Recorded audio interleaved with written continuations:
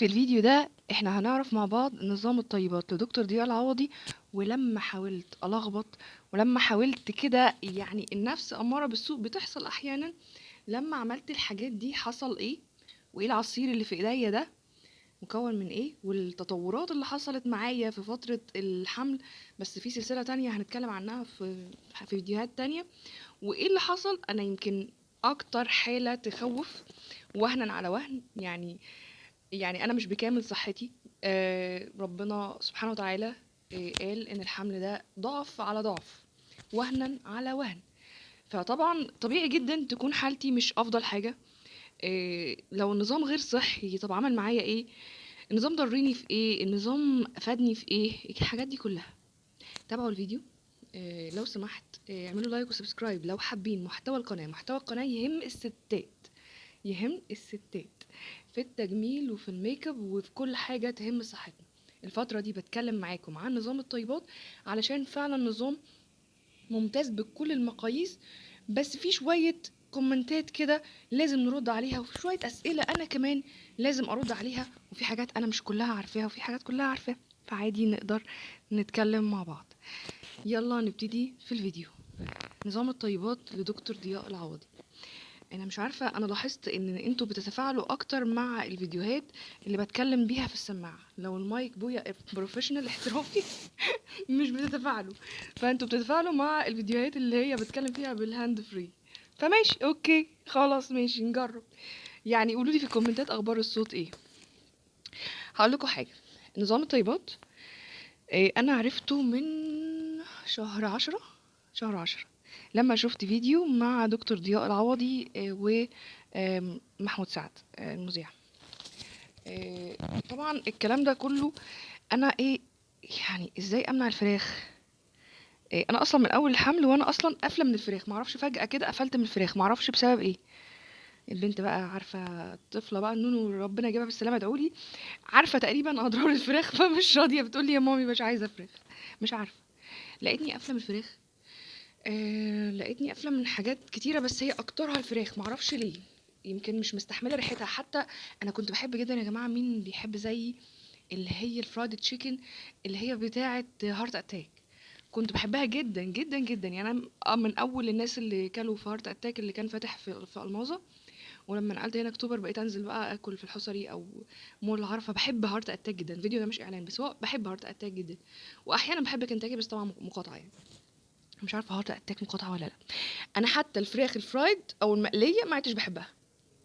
سبحان الله. نشرب العصير. فاكرين بقى الفيديو المحتوى بتاع القناه هيبقى فيه حاجه اسمها اكوا بودكاست، هنتكلم عن مهارات النعمه، عن الانوثه، عن التخاطر، عن حاجات هتعجبكم قوي قوي قوي.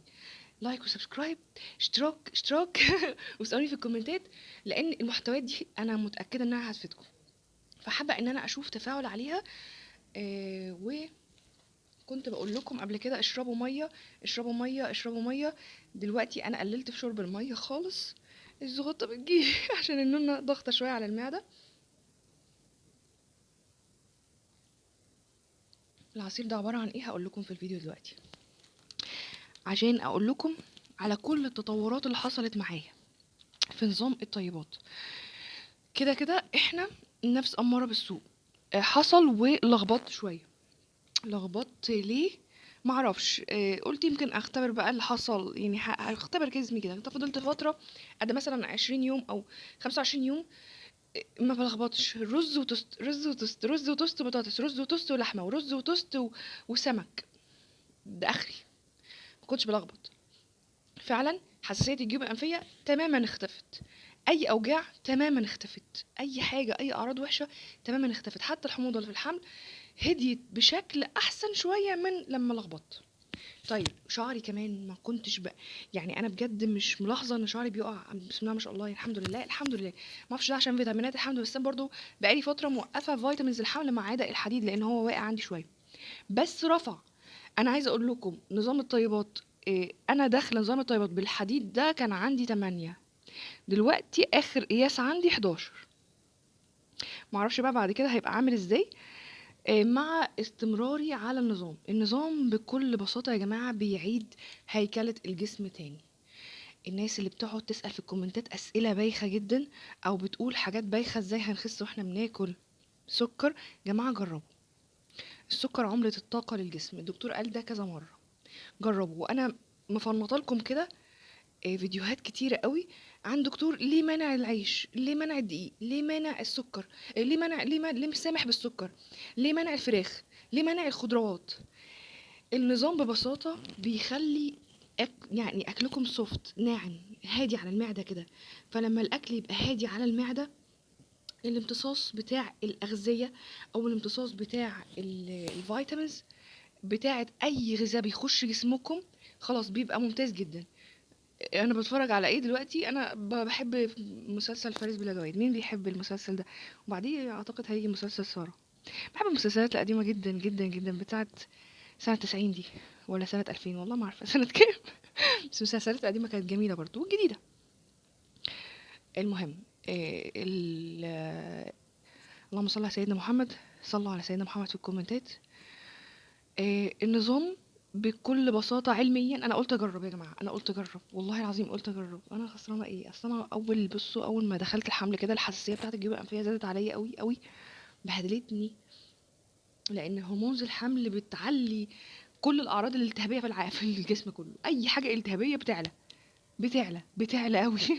فالحساسية كانت قتلاني حرفيا، ورحت لدكاترة كتير، وانا قلت لكم كده في الكومنتات، رحت لدكاترة من اكبر الدكاترة. وكنت عارفة، يعني انا ببقى عارفة كده، انا داخلة وعارفة الدكتور هيكتب لي ايه. من كتر ما انا كنت بشتغل برضو في شركة ادوية وعارفة الليلة دي كلها، من كتر ما انا طباخ السم رجع يدوقه للاسف. انا اللي كنت بروج للكلاريتين والكلارينيز والحاجات اللي هي كورتيزونات والحاجات دي كلها، انا اللي كنت بكلم الدكاترة عليها، إيه، واشرح لهم قد ايه هي كويسة وقد ايه هي مفيدة جدا للعيان وهتفرق معاه جدا. وفي الاخر انا اللي دقت السم. بس السم نفع معايا؟ ما نفعش معايا، هو ضرني بس، ضرني فقط. فضلت على السم ده والادويه والحاجات دي ومفيش اي فايده. برضو الحساسيه بتصحيني من النوم، برضو الحساسيه بتموتني، جيوب انفيه صداع في كل حته، وشي وجعني، دماغي وجعاني، مش عارفه اشم برفانات، مش عارفه، نفسي احط برفان حلو مش عارفه اعمل كده. اي حاجه بتعملي حساسيه، اي اكل بيعمل لي حساسيه، او اي ريحه اكل. لما حتى بطبخ مثلا حاجه، انا بحب الفلفل شويه، رغم انه من الممنوعات بس مش ممنوعات قوي يعني، هو للتطعيم. يعني ممنوع شويه ان انتوا تحطوا فلفل كتير في الاكل عشان ده بيضر المعده. اعطس، ما اعرفش اكمل طبخ. انا هطبخ ازاي وانا عمال اعطس؟ فبضطر ان انا استنى شويه وبعد كده اكمل طبخ. كل الاكل اتحرق بقى، كل حاجه باظت، ما اعرفش. المهم، النظام ده مع اول 10 ايام او يمكن اقل من كده كمان، مش فاكره المده بالظبط، انا قلت ايه؟ هات التوست الاسمر، انا كده كده بحبه. انا بحب الابيض اكتر، بس هات التوست الاسمر ريتش بيك اللي هو الطري ده، ده اللي موجود في مصر يا جماعه. واللي يعني بحاول اعرف لكم في البلاد التانية، يعني هو في الخليج لوزين اعتقد اكتر حاجه في الخليج شغاله. البلاد التانية دوروا على اي توست بني اسمر، اكيد موجود في هايبر. طالما موجود في مصر يا جماعه اكيد موجود في هايبر. مش موجود، معلش مؤقتا هنستخدم الرز او البطاطس ساده كده لوحدها محمره، او ان احنا جربوا اخبزوه في البيت. الدكتور ضياء قال اخبزوه في البيت وشوفوا نتيجته. تعبكم يعني هاتوا الدقيق الحبه الكامله والرده او النخاله، ولو تعبكم خلاص ما تكملوش، لو تمام كملوا. هاتي توست، هاتي الجبنه المطبوخه. انا كنت بلاحظ فعلا في شغلي او في عموما ان الناس في العياد، في العنايه المركزه او في العمليات، بيدوهم شوربه خضار بعد الاكل، بعد العمليه سوري. وبيدوهم دايما العيش البلدي ده، وكمان بيدوهم اللي هو الجبنه التوست. الجبنه توست ايه؟ الجبنه الجبنة اللي هي مطبوخه. كنت بلاحظ كده، فقلت ايه المشكله؟ يعني انا اصلا بحب الجبنه نستون والجبنه كريمي، الجبنه المطبوخه، المربات، ايه يعني؟ ممكن بيحطوا مربات برضو، ايه المشكله؟ ما نجرب.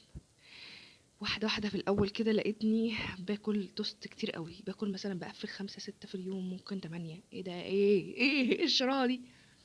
واحده واحده لقيتني برجع كده ل3 توست في اليوم، 2 توست وخلاص، وقفلت معدتي على كده. عشان برضو الناس اللي بتقلق من النقطه دي، باكل توست كتير. بيحصل ده في الاول، بيبقى عايز جسمك عايز نيوترنت او عايز اغذيه. لما لخبطت بقى يا جماعه، وهقول لكم كل حاجه في الفيديوهات الجايه، وهقول لكم برضو في الفيديو ده. لخبطت امتى؟ لخبطت في مره كنت عايزه اكل. كنت بره بجيب بضاعه مع زوجي لايفنت مع مذيع على ميس سلامه، واضطريت ان انا اكل بره. فما كانش في حاجه جنبي خالص غير مطاعم بيتزا ومطاعم شاورما وفراخ.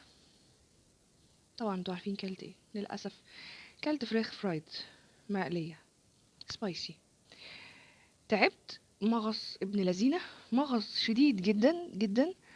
وابتدت الحساسيه تفوق معايا، ابتدت تقول انا اهو، على فكره يعني انا لسه اهو موجوده، انت نبهتيني ليه؟ ابتدت الحساسيه تفوق. حليتها ازاي؟ تاني يوم زودت، يعني بعدت شويه عن يعني تاني يوم اصلا انا حسيت نفسي عطشانه جدا، قايمه عطشانه جدا جدا، عطش من لذينه صعب قوي. وما اكلتش. يعني صمت صيام متقطع، هو المفروض اصوم صيام جاف بس ما قدرتش. لقيتني عطشانه جدا وحموضه زادت وكل حاجه زادت. وبعد كده صمت صيام متقطع. اكلت تاني يوم بعدها، مثلا تاني يوم الساعه 2 مثلا، وانا كنت واكله الساعه 11. فاعتقد نسبه كبيره من يعني 12 ساعه صيام اعتقد، ممكن ولا كام مش عارفه. يعني عدد ساعات صيام حلو يعني. يعني صلحت الموضوع ده. انا هقول لكم دي اول مره لخبطت فيها، انا لخبطت كتير على فكره. يعني لو الدكتور ده شاف الفيديو ده جماعه، اللي بيسالني يروح يسالي، اللي بيقول لي يروح يسالي دكتور، انا لسه ما اتشرفتش بلقاء والله العظيم لسه. انا حاجزه، بس لسه الحجز بتاعي لسه بدري قوي عليه. هكون ولدت بقى، هكون معرفش هكون فين. بس انا عمري ما قابلته شخصيا. واللي بيقول بتاخدي منه فلوس، يعني ربنا يعني يديك على قد ما انت بتفترض سوء في الناس. واللي بيقول الدكتور همه الفلوس، مالكمش دعوه، انا ماليش دعوه، انا كمان ماليش دعوه. هو حر يخلي كشفه زي ما هو عايز، يعمل اللي هو عايزه. بس فبس يا حلوين، الفيديو انا خلصته لحد هنا. ويعني اللخبطه هتلخبط جسمك، بس يعني انا ما شفتش اعراض سيئه قوي، يعني لسه في حاجات تانية هحكيها لكم الفيديوهات الجايه. بس هتعرفوا منها قد ايه اللخبطه في النظام بتفرق، والالتزام في النظام بيفرق. نظام حلو جدا جدا جدا. شكرا دكتور ضياء. هفضل كل فيديو اقول لحضرتك شكرا. العصير ده عصير رمان، بس عليه بنجر، والدكتور كان قال البنجر مش من الحاجات المحببه قوي. بس انا مضطره للاسف، دكتور النساء مضطره، لانه قال لي لازم تحطي بنجر. فانا يعني عارف ان انا في مرحله مش عارفه اخد ريسك خالص في اي حاجه، معلش. فحطيت بنجر وحطيت تفاح، يعني ده بصوا بقى، انا جبت الرمان العادي، فرفطناه وجبنا حطينا سكر، وحطيت تفاح، نص تفاحه كده، وبنجرتين، حتتين بنجر قد يعني حتتين بنجر صغيرين، عشان يديني اللون الجميل ده. العصير بصراحه فريش حلو. وضربته في الخلاط عن كمية الحاجات بذر قد كده، كمية بذر قد كده ممكن يلبت في بطنكم، يضيع امتصاص أي مواد غذائية. ادي الفكرة من النظام. دكتور كشفه غالي، ملناش دعوة، ملناش دعوة. انتوا قادرين تكشفوا عند الدكتور اهلا وسهلا، مش قادرين احنا. هو نفسه بيبسط النظام على قناته وراجعوا فيديوهاته. انا ببسط النظام على القناه بتاعتي للي ما بيفهمش من الدكتور مثلا، او حابب ياكد على المعلومه. انا ساعات بحب، انا عايزه اقول لكم انا بسمع لكل القنوات اللي هو نفس الكلام اللي انا فاهماه وعارفاه، بسمع عشان اتاكد واكد المعلومه وافهم المعلومه، والمعلومه تبقى مترسخه والواحد بيحب يسمع المعلومه كتير. ايه المشكله؟ ما قالكمش روحوا اكشفوا عنده. اللي عندهم امراض مزمنه معلش استنوا، انتوا ممكن تكونوا بتدفعوا كتير في الاشعه والتحاليل، وانا متاكده من كده، اكتر من الافات في الاشعه والتحاليل. ما انصحش بان انا اوقف الادويه، لان انا مش المتخصصه. انا مش دكتور ضياء العوضي عشان اقول وقف الادويه. دكتور ضياء العوضي بيقول وقف الادويه، وقف مثلا دواء السكر، جمد قلبك. انا طلعت معاه في لايف قبل كده، وكان جالي سكر الحمل في اول تحاليل معايا، كان السكر بتاعي 136 ولا 163 والله ما فاكره. كان السكر بتاعي عالي شويه في الحمل، سكر الفاطر، بس الصايم كان مظبوط. في دكتور كبير، طبعا دكتور النساء، قال لي يعني اكشفي عند دكتور سكر وارجعي لي. دكتور قال لي خدي جلوكوفاج 500. مصيبه طبعا، الجلوكوفاج ده مصيبه، مصيبه فتح، يعني احساس وحش وبوظ الكليه وبوظ كل حاجه. وبيعمل قفلان كده. مش حلو خالص. 500 يمكن نسبة قليلة. في دكتور تاني برضو كنت استشرته قال لي خدي 750 ووقفي اكل السكريات، وانا اصلا طول الحمل هبطانه. يا جماعه أنا السكر ده عملة الطاقة للجسم، السكر ده نعمة من عند الله. طب يا جماعة ما هو السكر موجود في الفاكهة، السكر موجود في الفاكهة. هتقولي لي فركتوز ومش براكتوز والحاجات، ما هو يا جماعة مش مشكلة، يعني ايه المشكلة؟ طب ما هو عصير القصب ما هو فاكهة، طب ما هو السكر عصير قصب. يا جماعة يا جماعة انا ما شفتش مشكلة من السكر. عايزه اقول لكم السكر بتاعي كمان اتظبط بتاع الحمل من اخر تحديثات او اخر تحاليل، ما لقيتش مشاكل، عادي، ما متش الحمد لله. ما حصليش حاجه. فانتوا عندكم السكر، عندكم الذئبه الحمراء، عندكم ام اس، عندكم فايبروميالجيا، اي حاجه من دي، انا لا انصح، انا هبه لا انصح انكم توقفوا دواء غير لما ترجعوا لدكتور ضياء. ما عرفتوش ترجعوا لدكتور ضياء، اعملوا نظام الطيبات. اتحسنتم، ابتدوا، حبيتوا توقفوا الدواء، انا غير مسؤول عن النقطه دي، تمام؟ انا تجربتي الشخصيه وقفت الدواء، انا لحد دلوقتي بقالي 3 شهور ما باخدش دواء السكر. حتى تابعت مع دكتور تاني قال لي تمام، هو اصلا ما كانش المفروض تاخدي الجلوكوفاج في الحمل، وربنا يستر على الجنين، وان شاء الله يكون بالسلام بخير. مكتوب لها تعيش ومكتوب لي انا اعيش بصحه وسلامه، اكيد هتعيش بصحه وسلامه الحمد لله. فيعني اتكلوا على الله يا جماعه، جربوا جربوا جربوا جربوا. هو النظام مش بعبع، انتوا محسسيني ان انتوا 100% ما بتاكلوش عيش، 100% ما بتاكلوش سكر، 100% ما بتاكلوش موبقات زي اللي بتقولوا موبقات. جربوا يا جماعه والله ما هتخسروا حاجه، النظام حلو. الفيديوهات الجايه في حاجات هتهمكم جدا عن المهارات الناعمه والتخاطر والحاجات اللي انا قلت لكم عليها في اول الفيديو والتجميل. الفيديوهات الجايه في حاجات هتفيدكم عن قصتي مع اللخبطه، كلت ايه وحصل لي ايه، لان كل اكله كانت بتعمل لي عرض شكل. الفيديوهات الجايه هتفيدكم جدا. اعملوا سبسكرايب لو حابين محتوى القناه، ولو انتي بنت، لو انت ولد مالكش لازمه في القناه خالص، معلش انا اسفه جدا، لان المحتوى يهم اكتر الستات، احنا هنتكلم عن حاجات تهم الستات اكتر الفتره الجايه. معلش سوري لو انا ما بعملش فيديوهات كتيره زي بقيه القنوات المحترمات، تابعوهم لان في ناس كتيره فعلا بتفيدكم. لكن انا ظروفي دلوقتي تسمح لي ان انا اعمل فيديو مثلا في الوقت الحالي مره في الاسبوع، فيهمني جدا ان انتوا تفعلوا الجرس والحاجات الجميله دي، وعشان يكون في تفاعل باللايك بيفرق جدا، والاسئله في الكومنتات، انا دايما برد على كل اسئلتكم من غير فتي، ماشي ماشي، اهم حاجه. فبس اللي عايز اي سؤال، انا بنتبه جدا لكل معلومه بيقولها الدكتور بشكل علمي، بفهمها. في ناس عادي جدا ما بتفهمش، في ناس عادي جدا ما بتفهمش نظام طريقه الكلام بتاعه الدكتور غصب عنه يا جماعه. كذا سنه كذا سنه شغله، احنا الطب غصب عننا، الطب او الصيدله او المجال الميديكال اللي هو الطبي، غصب عننا والله ما بنتكلمش غير انجليزي، لا تناكة ولا استعباط ولا اصل اللغة العربية لازم نعتز بيها، غصب عننا المصطلحات احنا ما بنبقاش عارفينها بالعربي، فالدكتور ساعات بيكتب بيتكلم بانجليزي، في ناس ما بتفهمش ده، انا بحاول ان انا ابسط ده بشكل على قد ما اقدر. بس اللي عايز بقى يفترض انتوا بتتنكوا على الناس، انتوا عاملين نفسكم حاجة، انتوا بتاخدوا فلوس، انتوا لجان الكترونية، اولع، اولعي، اتحرقوا. ما عنديش اي حل غير كده، ما عنديش اي كومنت غير كده. شايفين العصير ده كله فيتامينز، لكن لو كنتوا كلتوا الرمان او التفاح بالقشر بتاعه والرمان بالبذر بتاعه، مصيبة، انسداد في الامعاء، وده مش هتحسوه دلوقتي، ده هتحسوه وقت عن وقت، من وقت للتاني هتحسوا المشكلة دي، والمشكلة دي هتعمل لكم بلاوي كتير بعد كده، سوء امتصاص، سوء هضم، نقص في الفيتامينز اللي بيؤدي للأمراض المختلفة. ربنا يعافينا كلنا. أشوفكم على خير الفيديو الجاي، سلام.